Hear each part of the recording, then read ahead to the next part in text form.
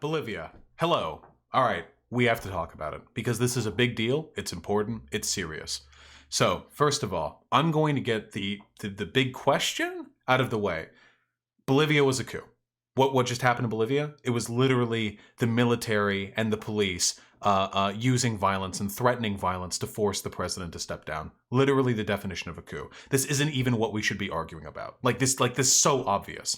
The fact that there's this weird disinfo campaign going on right now to convince people that it's not a coup when it meets the literal definition of coup is really strange, but we're going to get to that in a second, okay? My goal here is to succinctly describe what is going on in Bolivia. A lot of people don't know about it and didn't know about it up until the events of the past few days, okay? I'm going to give you a brief understanding of what's going on. So, before I can do that, let's talk about Bolivia as a country. Bolivia was, about 20 years ago, the poorest country in Latin America. It was devastatingly poor, overwhelmingly so, and it was a neoliberal regime. Neoliberalism refers to the predominant economic super system that currently sort of controls the world. It's neoliberalism, austerity, capitalism, free market enterprise, and in the context of Bolivia, deference towards the material business interests of other states. So, before we get started with Bolivia, we need to know about two organizations called the IMF, the International Monetary Fund, and the World Bank. The World Bank and the IMF are kind of like the tag team duo for neoliberalism. They go out there usually to developing countries, which Bolivia absolutely is. Bolivia's, it's not very wealthy. They'll go over to those countries and they'll say, hey, you've got some economic troubles. We think we can help. And they will offer loans on the condition that these countries implement certain economic policies.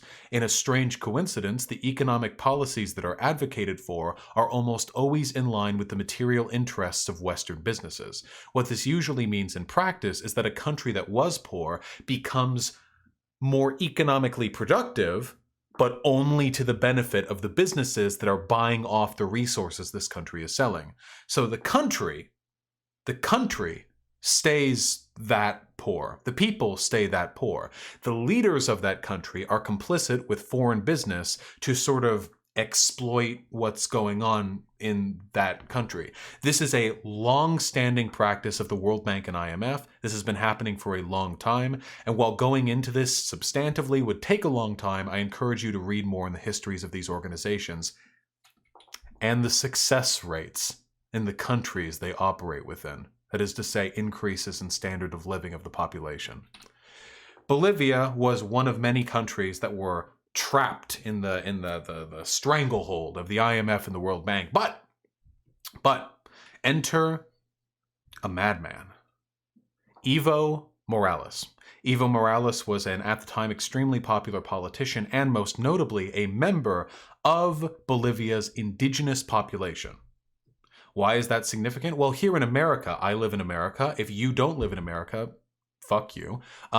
Here in America, the indigenous population refers to Native Americans. Native Americans are a fairly small portion of our population. When we think of race relations in our country, we tend to think of like black versus white, like Hispanic, like we have these broad racial categories. But in Bolivia, 2/3 of the population is indigenous. You see, Latin America never really grew out of its history. I mean, no country ever really does. Latin America was originally entirely indigenous and then colonized by European settlers that established governments that controlled the indigenous population. There's a reason why, and again, getting into this substantively would take an extraordinarily long time. There's a reason why there's so much, how do you say this? Colonial sentiment in Latin American politics today, why there are so many wealthy people in power who are a little bit whiter than most of the population, why there are so many people in power who reflect the predominant cultural and religious interests of Europeans, but are nonetheless prescient over a broadly indigenous population. This is, again, complicated, but Bolivia's population, 2/3 indigenous. Imagine if 2/3 of America was Native American. I mean, well, it'd be different, certainly, right? We probably would have killed fewer of them.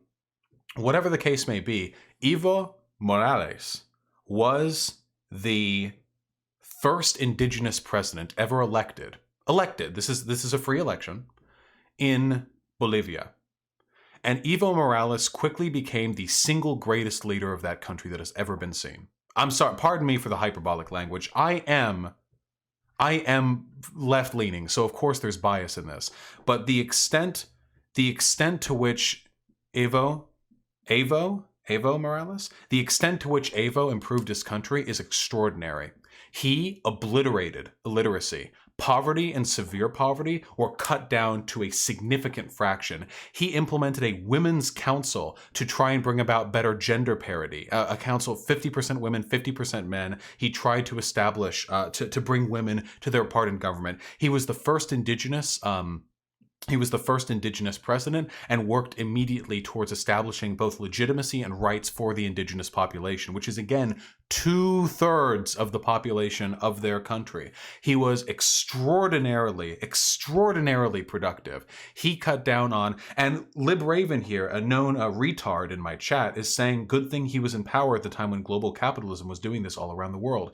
Do you know how he did it? He cut ties with the IMF. He cut ties with the World Bank. He pursued populist-leaning, protectionist policies that were explicitly against what all of the global neoliberal advisors were telling him to do. He began to work on his industry. He nationalized industries. He began to supplant the power of business and work for what was in favor of the general population. Because he eschewed neoliberalism, because he eschewed the interests of the IMF and the World Bank, which are more or less designed to keep developing nations complicit in a global neoliberal paradigm, he was able to make his country greater. Okay, Lib Raven says that he was joking. All right, there we go. It's the thesis, synthesis, praxis. The thesis was the original comment. Synthesis was me calling him a retard. And now we've reached.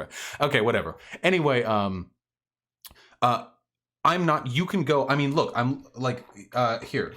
You can look right now. If any of you are interested, you are free to look at Morales's Wikipedia page. Here, I'm zooming in. The extent this person, like, I'm not joking when I say that I consider him an actual like hero of the people. His success as the president was extraordinary. Look. In what was widely termed a populist act, he immediately reduced both his own presidential wage and that of his administrators by 57%, urging Congress to do the same. He gathered up a cabal of activists and leftist intellectuals. I mean, this person really genuinely cared about what he was doing. He genuinely cared about what he was doing. But I'm not here to jerk him off, okay? I'm not here to jerk him off. This person was a good politician. Where do the problems begin? Well, Morales was very popular, got elected in first term, then got elected in second term, then got elected in third term. Oops, we've run up into a problem here. There are limits to your terms. You can't just keep running forever, it seems. So you have your term limits, right? Morales was, at this time, a very popular president. However, term limits. So Morales introduced a popular referendum to ask whether or not the citizenry was interested in abolishing term limits to allow him to continue being the president. The referendum didn't pass.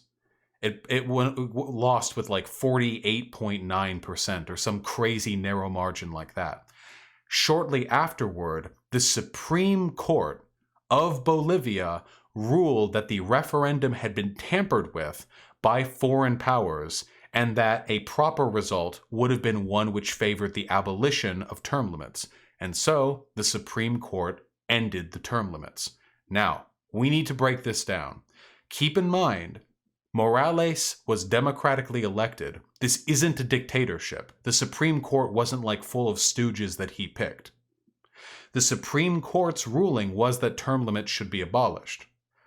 A lot of people are saying this is an evidence of authoritarianism, even though it's a clear case of a different branch of government weighing in legally on an issue when they had the right to do so. Now, I like term limits as a concept. I agree that this is weird. However, I think it's important to keep in perspective this because it is in the interest of a lot of people to condemn this as some sort of unilateral dictatorship, some incredibly authoritarian act for which we should all be condemning Morales and calling him a dictator. He was an extremely popular politician who, after his referendum failed, the Supreme Court stepped in and said that term limits should be removed, and such they were removed. This is, by definition, not a dictatorial act. And to anyone who claims it is, I do not know why you are disrespecting the legal right of the Supreme Court. The Supreme Courts were all stacked with pro-Morales judges. No, I disagree with that. They were not stacked with pro-Morales judges. Many of the judges were in favor of Morales because many of the people were in favor of Morales. Now, again, the Supreme Court said term limits were unconstitutional. Now listen, there is ambiguity here without question. Whatever the case may be, just a little while ago, on October 20th, Morales, now in a country without term limits, won a democratic election. Again, keep in mind, this isn't North Korea suspending democracy shit. This is literally the abolition of term limits from a different branch of government, and now he wins an election again. There are some people who are saying that that the election that he won just 3.5 weeks ago was tampered with. To discredit that accusation, I turn you now to the following explanation. So, Bolivia has, in accordance with the IMF's protocols for countries, they've implemented this in other countries, 2 different types of polling systems during election results. You have the quick count, and then you have the official count. The quick count quickly pulls together data to extrapolate an answer and blah, blah, so that the news media has something to report on. And then the official count is when all the numbers are in and you actually have the formal answer. Prior to the election, a few weeks back, the pollsters said it was very likely that Morales would win. They projected what the results would be, and the results of the election ended up more or less in line with those projections. The problem is that there was a blackout at one point during which the results with the quick count and the results of the actual count were briefly conflated due to what seems to be a legitimate and genuinely confusing mix-up on the part of either the media or the government. I'm not sure. There are a lot of conflicting reports. This is literally happening while we speak. Whatever the case may be, at the end of the day, the real count, the official count, ended up being in line with polling projections, which saw Morales the winner. However, the quick count briefly saw his opponent, a far right like Christian conservative, I think, as the winner. Though it was the quick count, it was still updating. So then when the actual numbers came out, Morales won and people felt slighted. Here's the dichotomy immediately, okay? So there is an organization called the OAS that has claimed that this election result was rigged. The OAS is called the Organization of American States, and it was just a little thing. It was created during the Cold War to serve as a bastion against leftist academia and leftist political progression in Latin America, and was used at many times to supplant democratically elected left-leaning politicians during that time. It is a history of supplanting left-leaning leaders like Morales. So the OAS, with its, precedent, determined or claimed that the election was rigged. Yeah, the OAS was used to put Pinochet in power. Pinochet, helicopter rides, full-on fascism, baby. Whatever the case may be, the OAS declared that it was a fake election, or that it was interfered with. Now, thankfully for us, hold on. Here we are. Now, the OAS put forward those findings. However, a counter-report by the Center for Economic and Policy Research, which is based in America and is admittedly left-leaning, showed or claimed at least that OAS's characterization of this as a robbed election or a rigged election was inaccurate.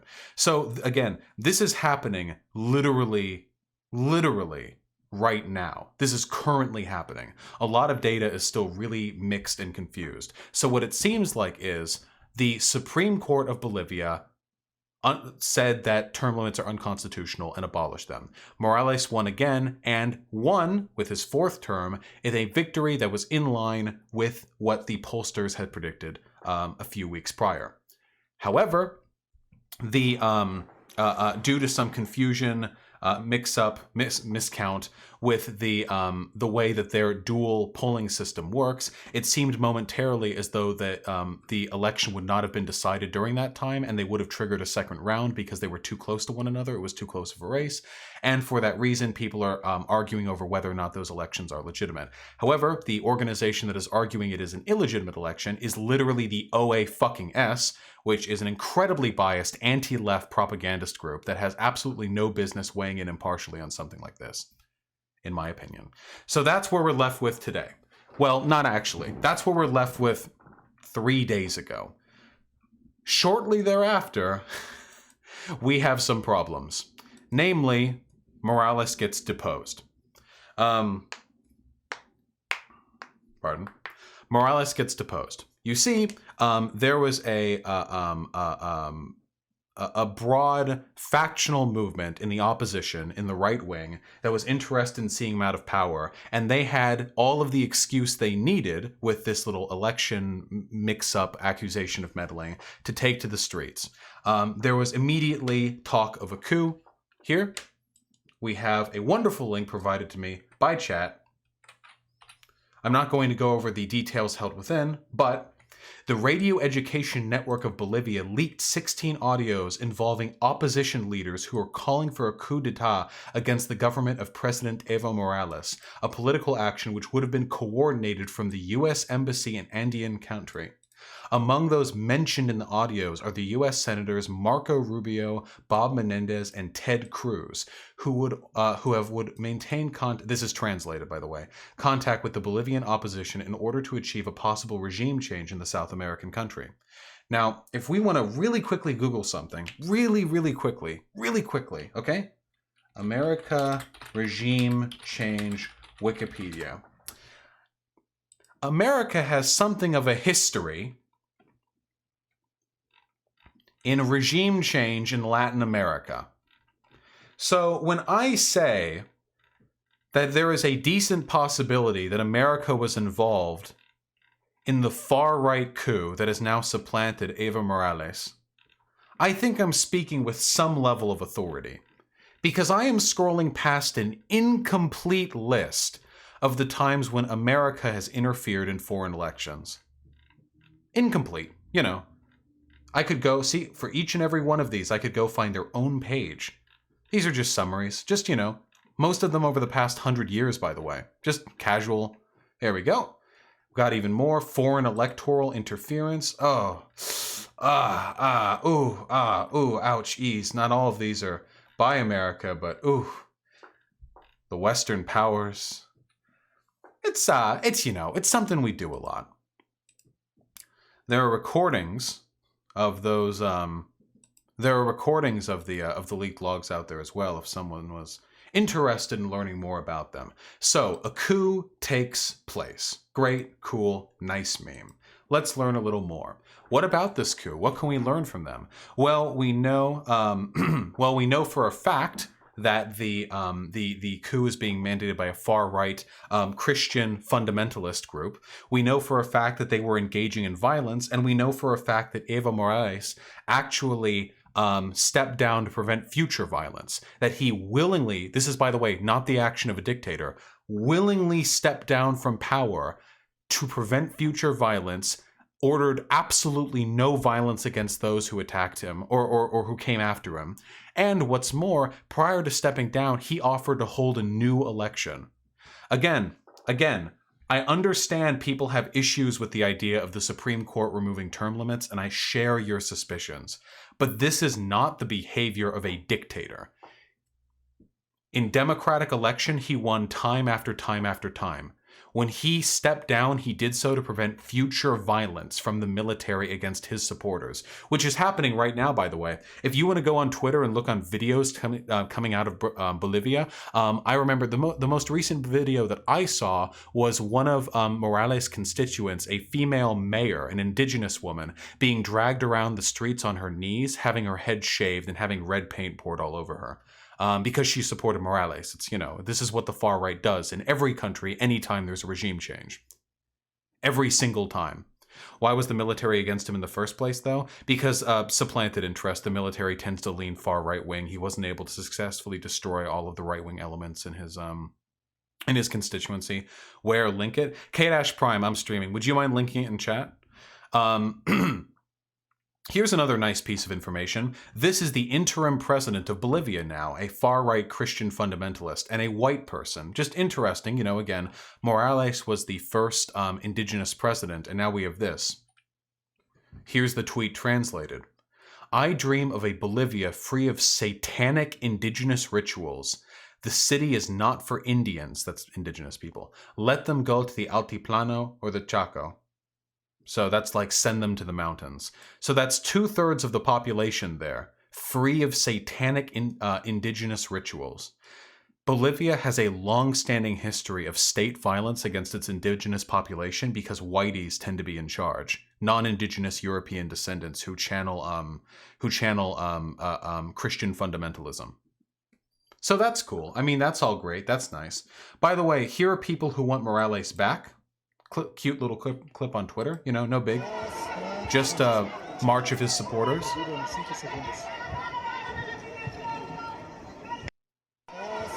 Just, the entire fucking capital being flooded with people desperate for Morales to return because Morales was an enormously popular figure who did more for Bolivia than anyone else in the history of the country and was democratically elected every single time in what seemed to be fair elections. So that's nice. Just a few people, just a few people out there. And the most fun part of all of this, is the current CIA psyop that is taking place. So we already know that America, through the leaked logs over here, we already know that America is complicit in this regime change, that they wanted a regime change over here. Why? Well, Bolivia is, among other things, one of the world's greatest deposits of lithium. Lithium is necessary in the production of electric cars. Tesla's stock has skyrocketed over the past few weeks. That's a little bit strange. Not the first time that American businesses have profited from regime changes in Latin America. Here, Tesla stock. We can look at that real quick. Over the past month.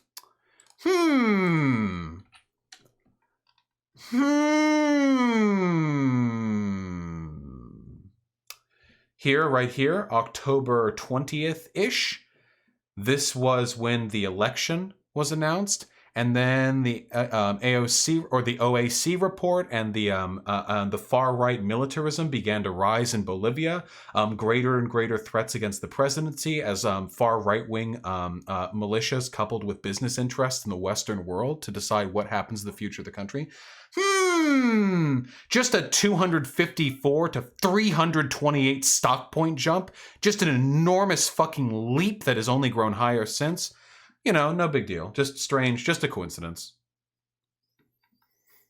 No way, in any way, shape, or form, no possible conceivable way that that America is complicit in this. Except, Bolivia no hay golpe. There was no coup in Bolivia. There are according to an Argentine network specialist, there are 3,612 accounts that participated in the Bolivia no hay golpe, and they have between 0 and 1 followers.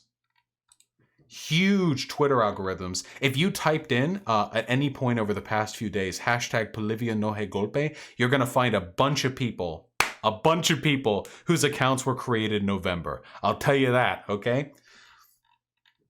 A lot of people talking about it. You know what else is kind of weird? We're getting some weird copy pasta going on. What's going on over here? You just scroll through Twitter, you know, casually searching. Friends from everywhere. In Bolivia, there was no coup. There was a peaceful movement in the Bolivian people to recover the respect for our vote, democracy, and our constitution, demanding he resign, blah, blah, blah. And, you know, just... I'm going to mute that because that was pretty loud.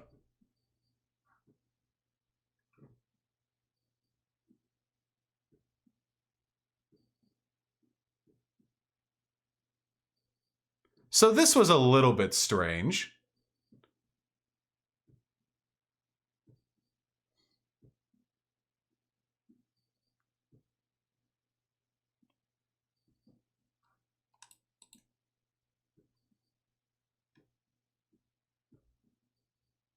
Are we good? Are we good yet? Do we get it?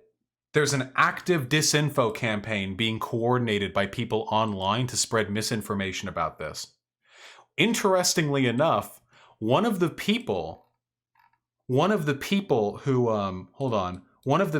spread this copy pasta is Merwa on Twitter, who was one of the people who was one of the most aggressively shit-talking woke scold condemners back during the Poppy drama of me. Look at this. This is so weird. This was one of like the big people who harassed me online. Some of you might remember or recognize this person, and they're up there with that same copy pasta. Hey, I'm in this video. I'd like to clarify this was a job I was paid for by a US corporation to help influence social media. There are a lot of jobs like this. They're nothing strange. Thank you. And I've blocked this person, of course.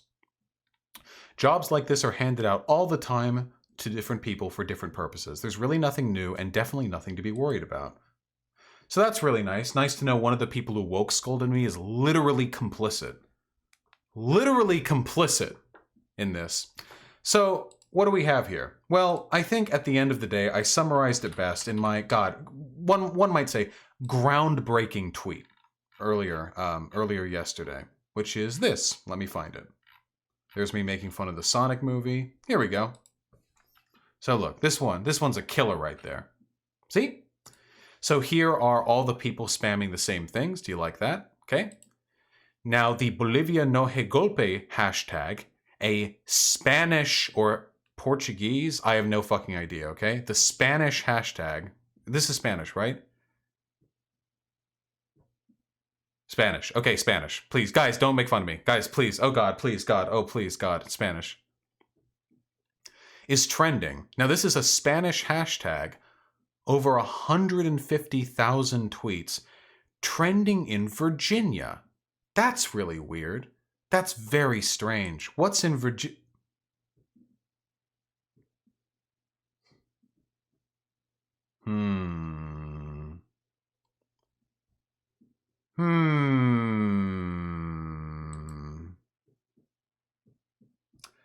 Now, I don't like conspiracy theories.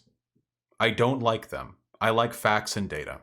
And it is a fact that America has interfered in left-leaning Latin American elections time after time after time. That's a fact. That's not conspiracy theory. It is a fact that Evo Morales was an extraordinarily proficient, talented, caring, and beloved president who did more for Bolivia than any leader in its past. It is a fact that he is beloved by his people. It is a fact that the term limit removal was done by the Supreme Court, not by him in some unilateral dictatorial action. Though I am admittedly critical of their decision in doing so. I like term limits, even if I also like Morales. Just noting, there is nuance here. It is a fact that he won his elections fair and square, that there is no evidence to the case that the most recent election was fraudulent in any way. It is a fact that he offered to throw an additional election after far-right violence erupted across the country. It is a fact that he stepped down peacefully to prevent further violence after the far-right militias confronted him at his capital. It is a fact that the people of Bolivia are fighting right now to bring him back. It is a fact that America has a long-standing history in interference in not just Latin American elections, but also Bolivian elections. It's also Bolivia, too, specifically with America. It is a fact that Bolivia has natural resources that the rest of the world wants that have been denied to them because Bolivia has eschewed the exploitative neoliberal policies that they were kept in chains by for decades prior. It is a fact that there is right now a social media disinfo campaign going on to convince people that there is not a coup when there is objectively, factually, a coup going on right now in Bolivia. And it is a fact that the far-right interlocutors, the coup enactors, the trespassers, the usurpers in Bolivia are far-right, possibly even fascist, anti-indigenous groups who are interested in seeing a return to hierarchy, a return to brutish authoritarian power in their state. These are all facts. So nothing that I just said right there, literally nothing that I just said. Oh yeah, don't forget, Morales agreed to a recount by the OAS, the organization that said that he fuddled with the election results. His opposition didn't. Isn't that funny? That's kind of strange. You'd think that if Morales had fudged the results of the election, he wouldn't be so eager for a recount, and his opposition would. Kind of weird, right? Nothing that I have just said right now, nothing, is conspiracy. I have not added any narrative. I have factually described the events of this case. Now, I will add my opinion. Morales had flaws, but was overall the best thing that has ever happened to Bolivia. And this is backed up by numbers. He was an extraordinary president, and I think he deeply, genuinely cares about his people. He doesn't want to see violence.